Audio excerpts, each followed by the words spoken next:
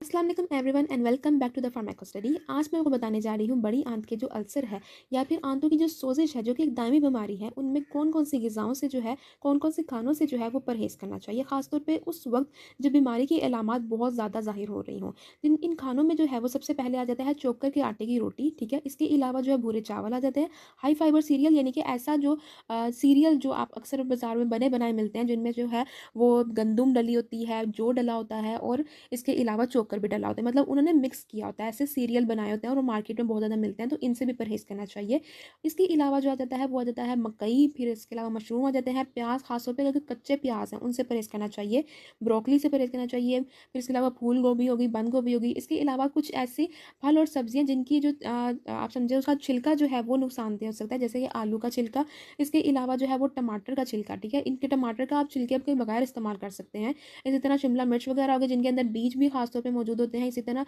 अगर फलों में देखें तो इसमें अंगूर आ जाते हैं, स्ट्रॉबेरीज़ वगैरह आ जाती हैं, क्योंकि इनमें बीज साथ होते हैं। तो वो बीज क्या होते हैं और ये सारी चीज़ें असल में इनको मना क्यों किया गया है या इनसे परहेज़ क्यों कहा गया है, क्योंकि ये जो है मज़ीद सोज़िश का जो है वो बाइस बन सकती हैं। इसलिए खास तौर पे जब मैंने आपको बताया कि जब जो बीमारी की जो कंडीशन है, बीमारी के जो अलामात हैं वो बहुत ज़्यादा ज़ाहिर हो रही हों, ठीक है, उस टाइम इनसे खास तौर पे परहेज़ करना चाहिए। फिर इसके अलावा कोई भी ऐसा फल जिसमें बीज जो है वो अक्सर हम लोग साथ ही ले जाते हैं, ठीक है, तो साथ ही खा जाते हैं, उसमें जो है वो उनको जो है वो परहेज़ करना चाहिए। जैसे मैंने आपको बताया स्ट्रॉबेरी हो गई या फिर जो अंगूर हो गए, इसी तरह ड्राई फ्रूट है उनसे भी परहेज़ करना चाहिए, पॉपकॉर्न हो गए उनसे परहेज़ करना चाहिए। इसके अलावा कुछ लोगों को ऐसा होता है कि दूध या दही से जो है उनको वो हज़म नहीं हो रहा होता, और दूध और दही या आइसक्रीम हो गया, कस्टर्ड हो गया, जब भी वो खाते हैं तो उनको अक्सर जो है वो गैस या ब्लोटिंग का इश्यू होता है, जिसको लैक्टोज़ इंटॉलरेंस जो है वो कहा जाता है। अगर तो कोई पेशेंट ऐसे पहले से लैक्टोज़ इंटॉलरेंट है तो उसको इन चीज़ों से ख़ास तौर पे आंत की जब सोजिश हो जाए ख़ास तौर पे परहेज़ करना चाहिए। लेकिन क्योंकि ये कैल्शियम का बहुत अहम ज़रिया है तो हम कैल्शियम को अवॉइड नहीं कर सकते। तो हम लोग